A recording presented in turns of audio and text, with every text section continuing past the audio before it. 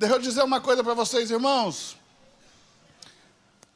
Antigamente existia uma música que dizia que a cruz em que Jesus foi crucificado não era para ele, era de Barrabás.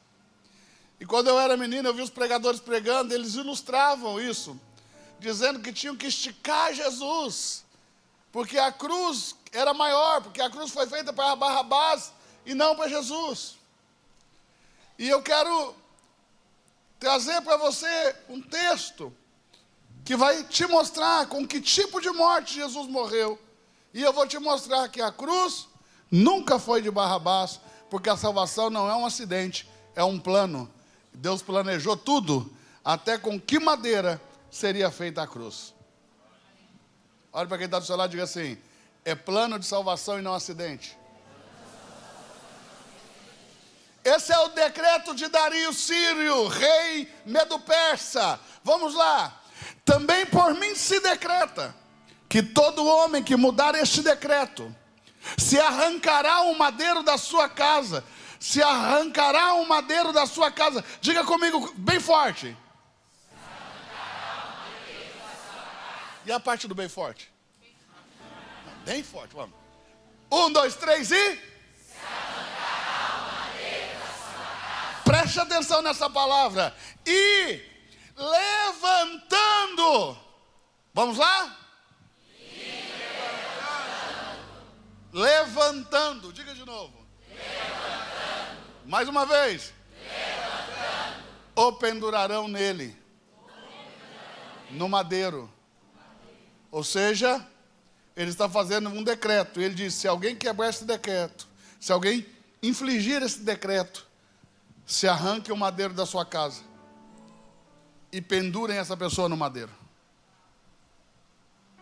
E da sua casa se faça por isso um grande monturo. Ou seja, que a sua casa fique em ruínas. Quem está conseguindo entender? Próximo verso. O Deus, pois, que fez habitar ali o seu nome, derrube a todos os reis e povos que estenderem a sua mão para mudar o decreto, para destruir esta casa de Deus que está em Jerusalém. Então qual é o decreto? Ninguém pode destruir a casa de Deus que está em Jerusalém. Mais uma vez. Ninguém pode destruir a casa de Deus que está em Jerusalém. Ainda bem que eu estou do lado certo, aquele pessoal lá não está dormindo. Pega assim a unção no ar aqui e joga lá assim, ó. Vamos lá, vamos lá. Ninguém pode destruir a casa de Deus que está em Jerusalém. Ninguém pode destruir a casa de Deus que está em Jerusalém. todo mundo. Ninguém pode destruir a casa de Deus que está em Jerusalém. Eu, Dario, baixei o decreto. Com diligência se faça. Quem pegou aqui? Pegou? Então diga comigo: a cruz nunca foi de Barrabás. Vou te mostrar. Jesus já sabia como ele havia de morrer. Quando Jesus nasceu, lá em Belém de Judá, toda a Judéia estava debaixo do domínio romano. Jesus cresce em Nazaré. Todo o território do norte de Israel também está sob o domínio romano. Apesar dos reis do povo estarem reinando. Então, por exemplo, você tinha o rei Herodes, que era rei da Judéia. Mas ele estava debaixo do governo de Pôncio Pilatos, governador romano, que estava ali supervisionando as províncias da Galileia. Está conseguindo entender ou não? As províncias da Judéia. Agora entenda isso. Eles não podiam executar uma pena de morte sem a permissão dos romanos. Mas os romanos deixavam que os povos subjugados vivessem dentro da sua cultura. Então, os romanos não influenciavam muito naquilo que era a cultura dos povos e deixava que eles vivessem segundo as suas leis e os seus costumes e as suas tradições. Mas quando eles tinham que executar alguém, quando tinha que imputar uma pena de morte a alguém, eles precisavam de um permisso romano, de uma permissão romana. Então Jesus vai passar por 6 julgamentos. Jesus é preso no Monte das Oliveiras, em frente ao Monte Moriá. Ele é levado à casa do sumo sacerdote, Caifás. Ele vai ser julgado em 3 julgamentos religiosos, 3 julgamentos políticos. Pilatos julga Jesus e o encontra inocente e envia para Herodes. Herodes julga Jesus, diz que é inocente e devolve para Pilatos. E Pilatos, terceira vez, diz que ele é inocente, não há nele motivo de condenação. Então os judeus precisavam apresentar uma acusação formal para que Roma pudesse autorizar a execução de Jesus. E eles então invocaram uma lei antiga, esta lei antiga, trazendo falsas testemunhas, disseram que Jesus atentou contra o templo e que ele deveria ser morto, como diz a lei deles. E é debaixo dessa mentira que eles vão conseguir autorização, os sacerdotes, para matar Jesus. Ele é julgado por Caifás, Anás, depois Caifás novamente. Nos 3 julgamentos religiosos, Jesus foi condenado. Então veja, a religião conseguiu condenar Jesus. Tente imaginar o que sobra para você. Consegue entender? Não se envolva com a religião, se envolva com a vida. Cristo é vida. Quem está entendendo o que eu estou falando, diga amém. Em João, no capítulo de número 12 e verso 32. João capítulo 12, 32, Jesus nos dá pistas de que ele já sabe como ele vai ser morto, antes mesmo de tentarem matá-lo. Eles, por várias vezes, tentaram matar Jesus. Apedrejado, ele saiu caminhando no meio de todo mundo, ninguém pode fazer mal nenhum. Tentaram empurrar ele no precipício, do mesmo modo, ele saiu no meio do povo. E ninguém lhe pôde fazer dano algum. Porque Jesus não foi morto quando eles quiseram matar. Jesus foi morto quando ele se entregou. E ele só se entregou quando eles tentaram matá-lo dentro do que diziam as profecias. Aí ele diz, agora sim. Agora vocês podem colocar a mão em mim, porque não tem nada a ver com vocês. Isso é Deus quem está fazendo. Foi o que ele disse a Pilatos. Se o meu pai não tivesse te dado poder sobre mim, nenhum poder você teria. Você só tem porque meu pai te deu. Consegue pegar ou não? Cutuca quem está do seu lado e diga, está entendendo alguma coisa? Está vivo, irmão? Balança a mão assim para ver que você está vivo. Balança a mão. Ai, tem muita gente morta aí, ó. Volta para esse corpo, palma penada. Esse corpo é seu. Vamos lá. Jesus vai falando. João 12, 32. E eu, quando for levantado... Não. Você está um péssimo pregador expositivo. Vamos de novo. A palavra-chave aí no texto para nós é levantado. O que está escrito no decreto? Será levantado. Então Jesus já sabe. Então ele está dizendo, quando eu for levantado, como diz o decreto, todos atrairei a mim. Todos quem? Todos os filhos de Deus, todas as ovelhas, todos os que são da verdade. Ele vai atrair todos os eleitos de Deus. Está conseguindo entender ou não? Todos não são todos, literalmente todos, mas são todos aqueles que o Pai deu a ele. São todos os filhos de Deus. São todos as ovelhas, são todos os que são da verdade, são todos os que o Pai me deu. Consegue entender ou não? Quem está conseguindo entender? Então diga assim, quando eu for levantado, diga levantado. Vê que ele sabe? Todos atrairei a mim. Próximo verso. E dizia isso, significando de que morte havia de morrer. Consegue entender? Olha para quem está perto de você e diga assim, Jesus já sabia como ele ia morrer. Aliás, Um dia ele estava num monte chamado Monte Ebal. Esse monte está na Jordânia, eu já subi nele. Esse monte lá na Jordânia é um monte muito alto, onde Jesus transfigurou.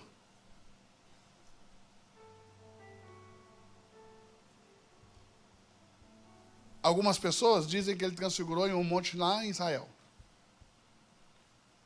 Mas a maior parte dos estudiosos diz que ele transfigurou no mesmo monte que morreu Moisés, na Jordânia.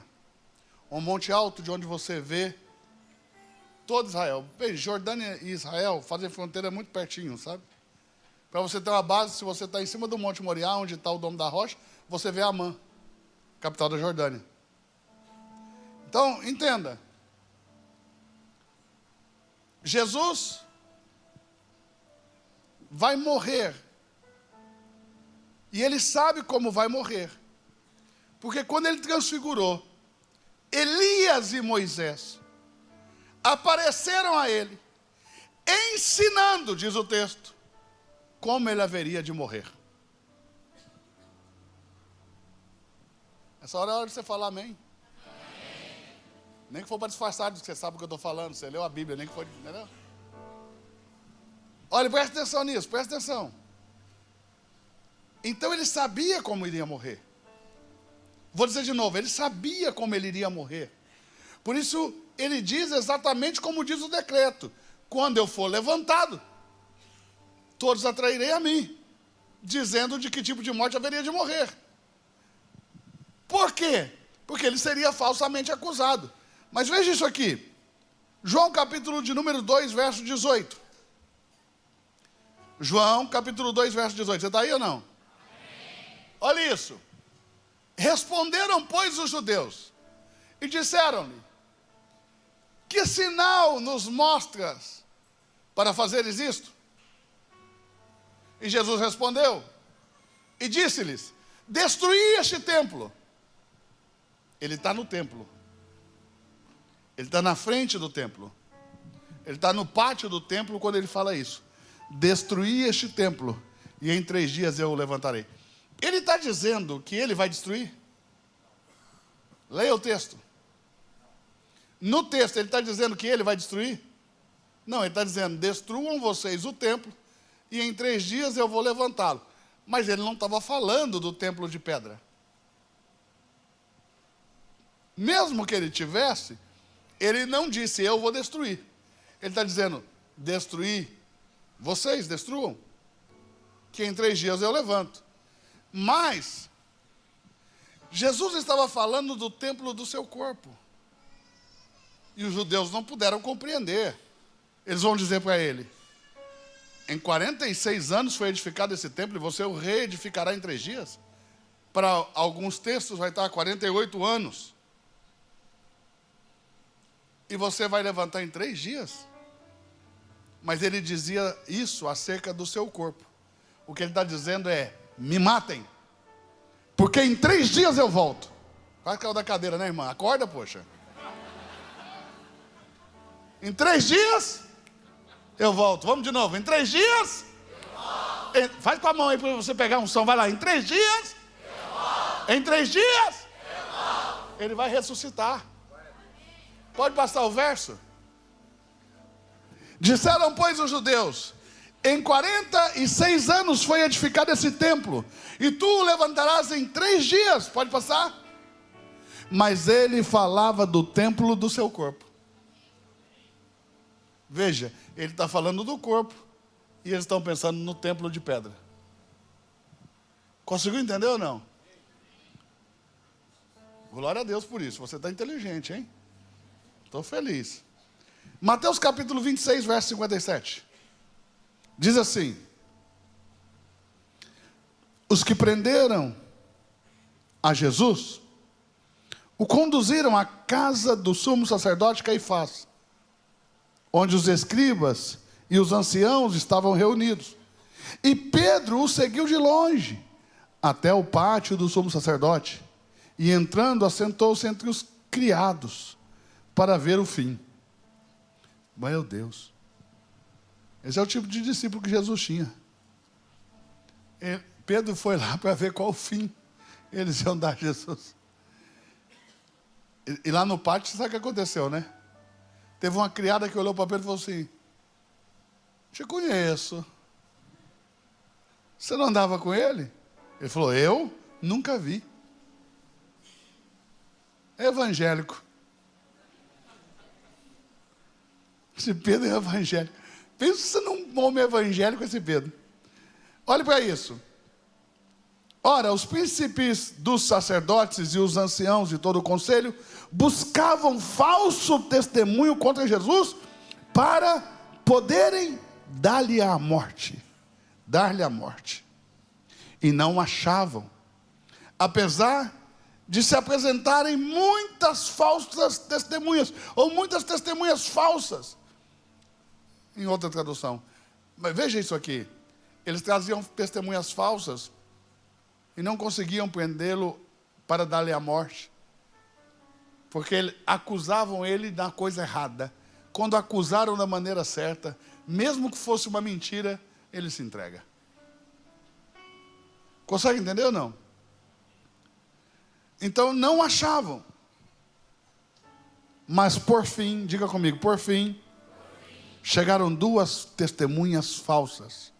E disseram: este disse, eu posso derrubar o templo de Deus e reedificá-lo em 3 dias.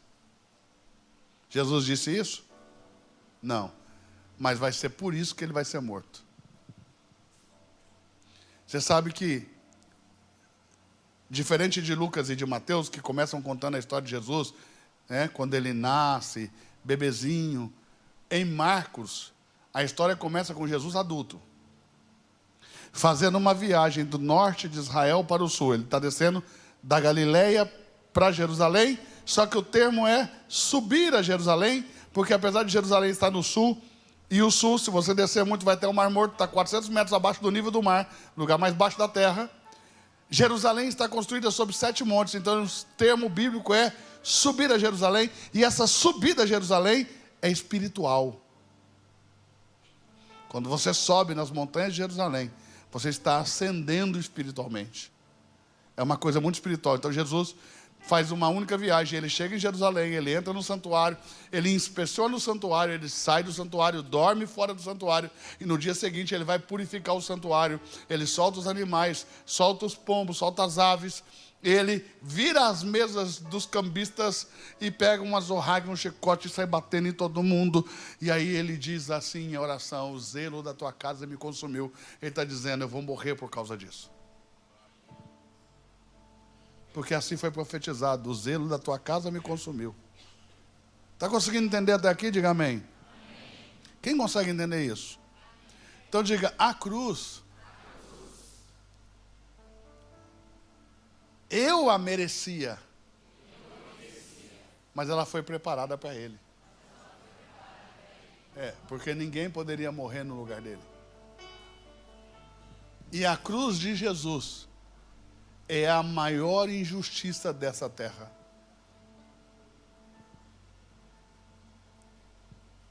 Consegue entender? Porque o salário do pecado é a morte. Ele pecou? Então a cruz foi injusta.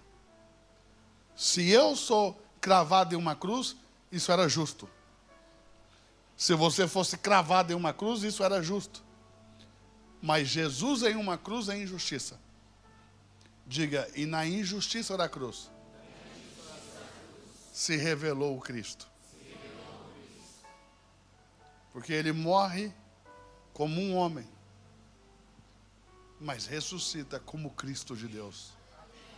Ele morre como indivíduo e ressuscita como um Cristo coletivo, repartido dentro do coração de cada um de nós.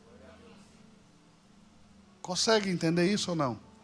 Quem está conseguindo entender o que eu estou falando? Quem está conseguindo entender o que eu estou falando? É na injustiça que Cristo se revela. Eu sei que nessa terra temos muitas aflições, como Jesus disse. E uma das aflições é que nós somos vítimas de injustiça o tempo todo. E na injustiça É na hora que você sofre a injustiça que ele aparece. Porque sempre nós estamos em um dilema, em uma tensão entre a nossa justiça humana e a misericórdia de Deus.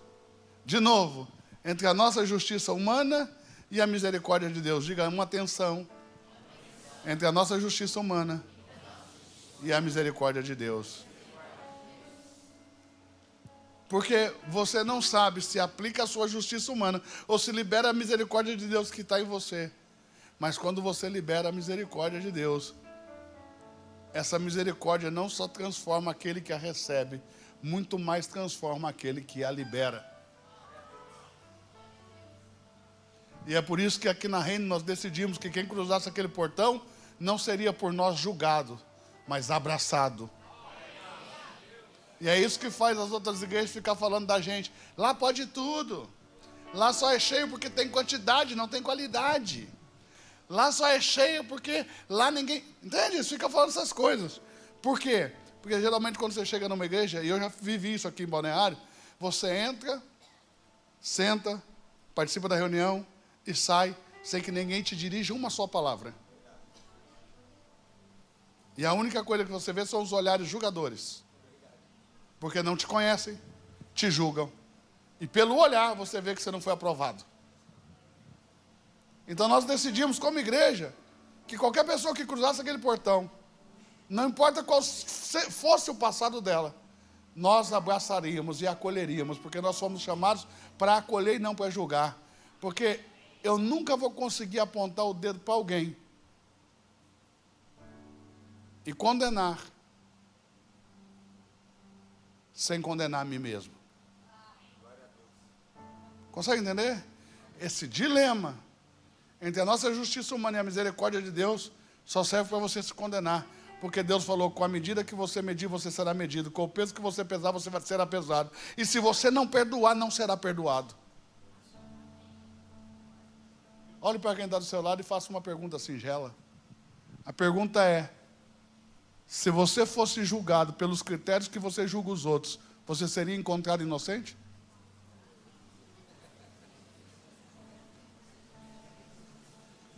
Será que você passaria no seu próprio crivo?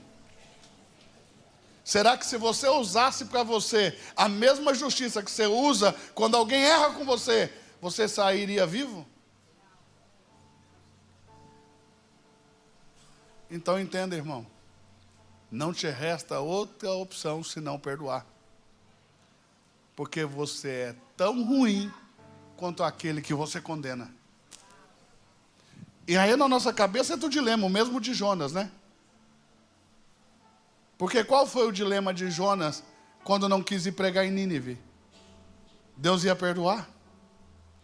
E Jonas, qual foi a crise dele? Como que um Deus que é amor pode perdoar um povo tão maldoso?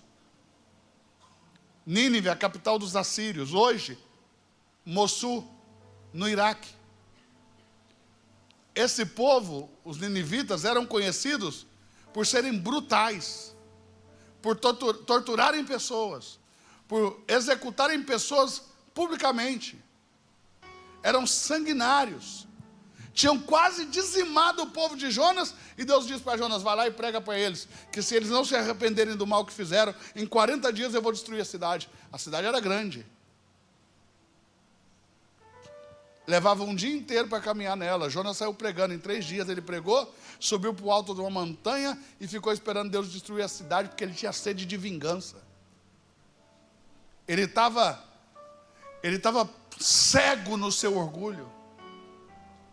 O que ele queria era que Deus... Imagina, Deus deu 40 dias para ele pregar. Ele prega 3 e já sai fora. Isso é a igreja evangélica brasileira.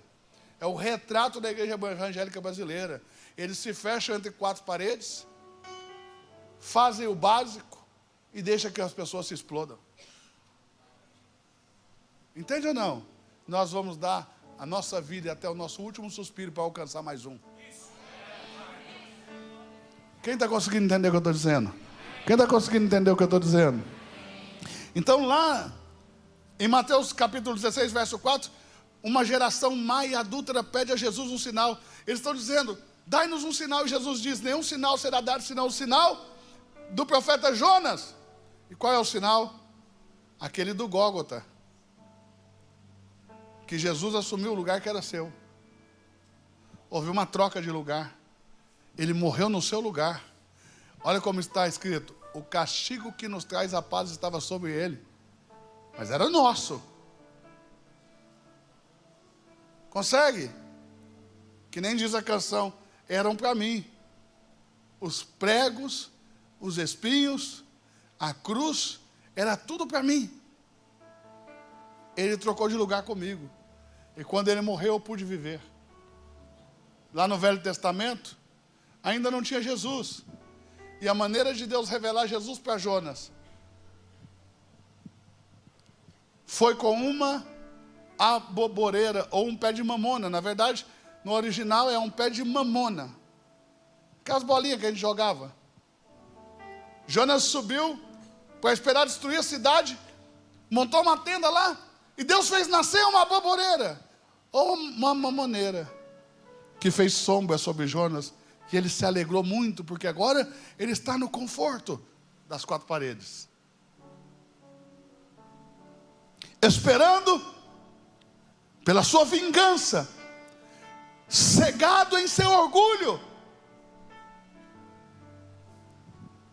Num dia nasce a aboboreira, no dia seguinte morre, porque à noite vem um verme e feriu a aboboreira e ela morreu.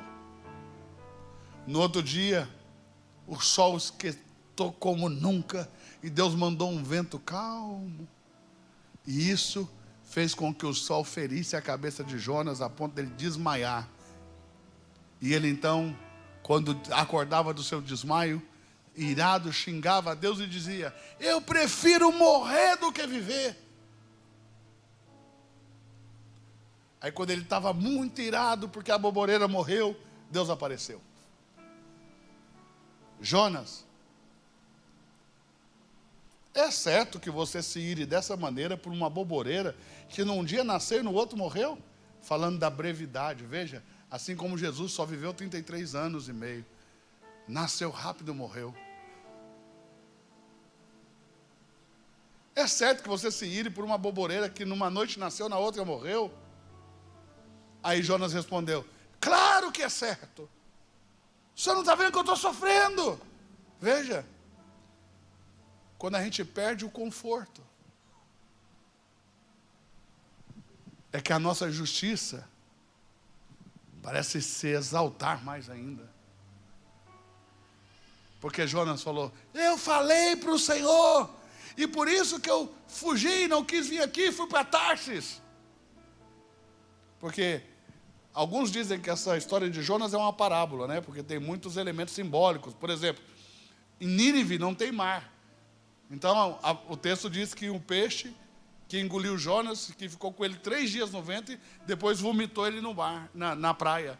Lá não tem praia. Que é Mossul, capital lá no Iraque. Mas presta atenção, capital dos assírios, Nínive. Aí a planta nasce num dia, no outro morre. Como é que uma planta nasce, cresce, faz sombra num dia e morre no outro? Consegue entender ou não? E aí tem muita gente que tem dúvida se esse peixe realmente engoliu Jonas. Quando eu estava no seminário, isso era um debate que não acabava, sabe? Meu professor, por exemplo, não acreditava que tinha um peixe no mar que podia engolir Jonas, porque não tem peixe que possa ficar com um homem 3 dias no vento e depois soltar esse homem vivo. Aí eu dizia: professor, não sei. Eu sou crente. Se a Bíblia dissesse que Jonas engoliu a baleia, eu ia crer. Entendeu? Não, porque eu não estou aqui para fazer prova científica de nada, nem para buscar historicidade de nada. Eu estou aqui para crer. Meu negócio é a fé. Quem está entendendo, diga amém. Amém. Quem está entendendo, diga amém. Amém. E aí a aboboreira morre. E Deus diz para ele: Jonas, se você pode ficar irado por uma aboboreira que você não trabalhou para nascer, não trabalhou para fazer crescer, que um dia nasceu, no outro morreu, por que eu não posso ter compaixão dos 120 mil homens que estão em Nínive, que não sabem a diferença entre a mão direita e a mão esquerda, e ainda dos muitos animais que estão lá? Consegue entender? A nossa justiça nos cega, porque segundo a Bíblia ela é como um pano imundo. Sabe o que é um pano imundo? Não existia absorvente no passado, então as mulheres usavam um pano para recolher a imundícia que sai da menstruada. E sabe o que a Bíblia diz? Que a nossa justiça é como um pano imundo. Se eu atualizar a linguagem, posso nem falar esse negócio de atualizar, porque o outro falou que ia atualizar a Bíblia, ele levou pancada até... Mas se você usasse a linguagem de hoje, seria assim: a sua justiça é como um absorvente usado. Consegue entender? Não há justiça em nós, só a morte. Porque é disso que fala a imundícia que sai de uma menstruada. O seu organismo, o seu corpo preparou para gerar uma vida, não gerou. Então, o que sobra é morte. Então, ela expele isso como sangue pisado. Consegue entender? A profundidade do que Deus está dizendo, que a sua justiça, você não é justo.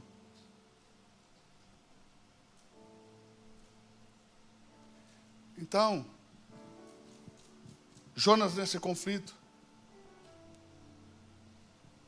como um Deus tão bom pode perdoar pessoas tão más?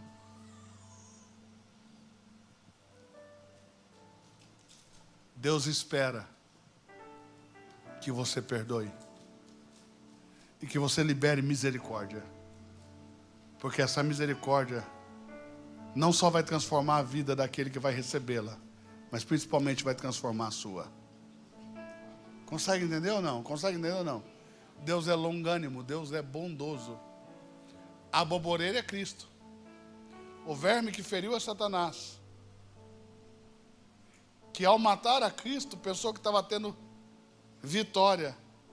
Mal sabia ele que estava dando a maior de todas as vitórias para Jesus quando o matou. Consegue entender ou não? E Jonas somos nós, em conflito. O Senhor te chama hoje a perdoar. Porque da mesma maneira que você foi ofendido, você ofendeu. Da mesma maneira que você foi magoado, você magoou. Você precisa perdoar. E ainda que você não tenha culpa nenhuma, você precisa perdoar. Porque se você não for capaz de perdoar, você não vai ser perdoado. Quem consegue entender o que eu estou dizendo? Amém. Fique de pé no seu lugar. Eu quero orar com você. Essa é a hora de você liberar perdão. Se Deus trouxe na sua mente, no seu coração, uma pessoa que você precisa perdoar, ou algumas pessoas que você precisa perdoar, faça isso agora. Aí onde você está, na presença de Deus, diga: eu perdoo. Isso vai fazer mais bem a você do que a qualquer outra pessoa. Libere perdão. Entenda que o Senhor espera que você use de misericórdia.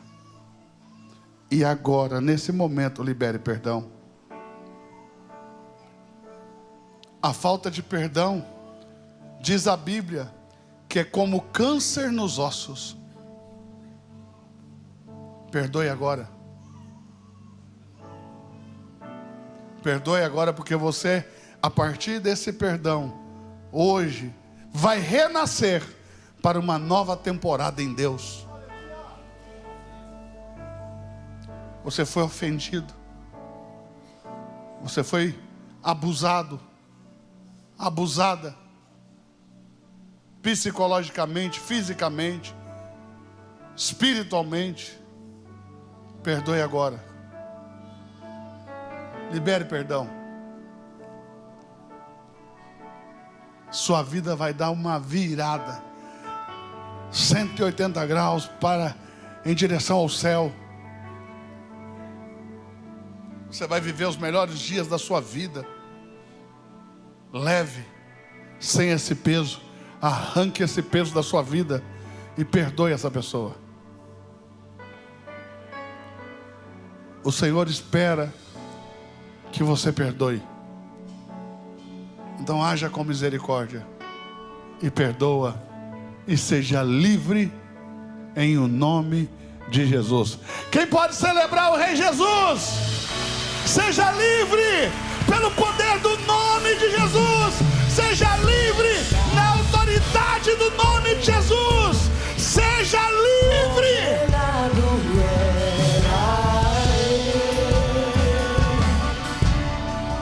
Mão direita lá para o céu. Abra bem a palma da sua mão. Olhe para a direita e para a esquerda aí. Não perde quem vai pagar seu jantar. Na hora que você acabar essa oração, já segura ele. Diga assim comigo: que o grande amor de Deus o Pai, a graça maravilhosa do Filho, a consolação e a direção do Espírito Santo, que foi enviado à terra, traz a mão no coração e diga: que habita em mim. Joga lá na sua casa e diga: seja com todos, agora e para sempre. Amém. Vai em paz em nome de Jesus. Reina.